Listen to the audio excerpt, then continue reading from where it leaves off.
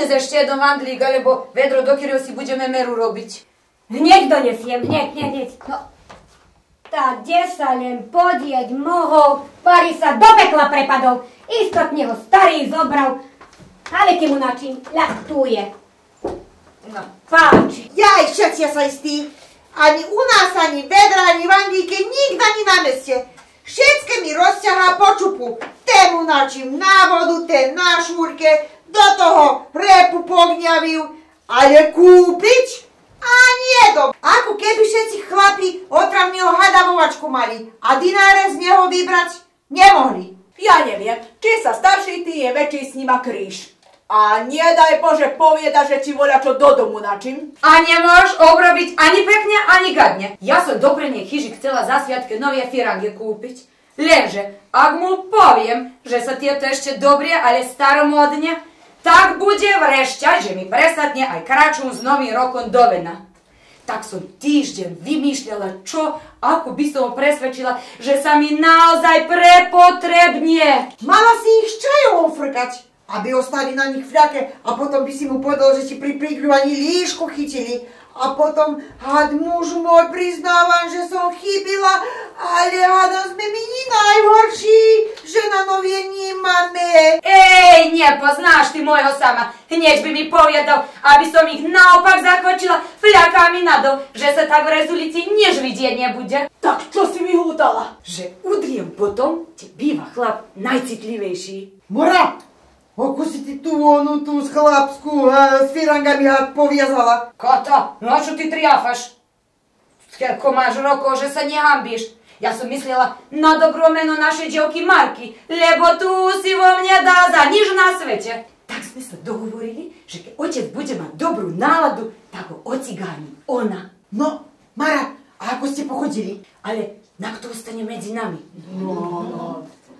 Keď si v nedeľu po poluňažky samo s driemou, Marka mu koláča nakrájala, kávu navarila, prisadla si ku nemu a začala mu štebotať. Ocko môj dobrý, nechcem ťa trápiť, ale ja viac takto žiť nemôžem. Samo hneď prestávaj koláča grúvať a spýtal sa ju, že čo ju trápi.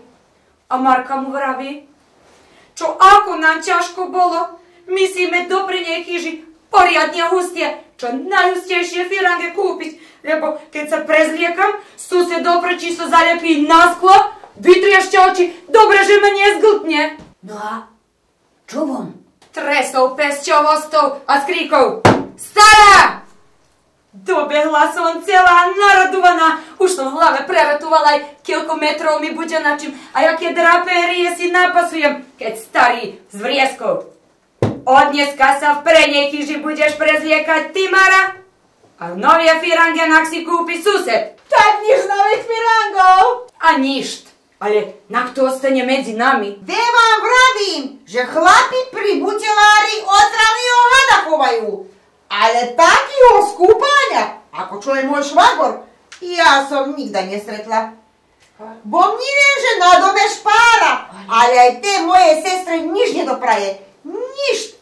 Keď sa vráti z boldu, na veky vyratuje, keľko potrovila a tibaž to, čo kúpila, všetko im bolo načím. Tak čo ho nepošle do boldu, tak on vidí trocha, aké sa cení. Jaj, veď ho poslala, ale ni do boldu. Do apatieky. Ale na kto ostane medzi nami? No. Dáme mu recepty, aby vybral lieke a aj kázala si kúpiť tie tampóny. Vrátil sa švagor z apatieky, položil lieke na stôl a sadol si. Vybral tabak a začal si zakrúcať cigaru.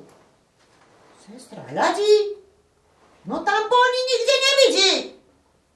A vončí jej takto. Dones kúpalni ten drahý voňavý papier. Motus od klbásov nám ostal a môžeme si zakrúcať do vena.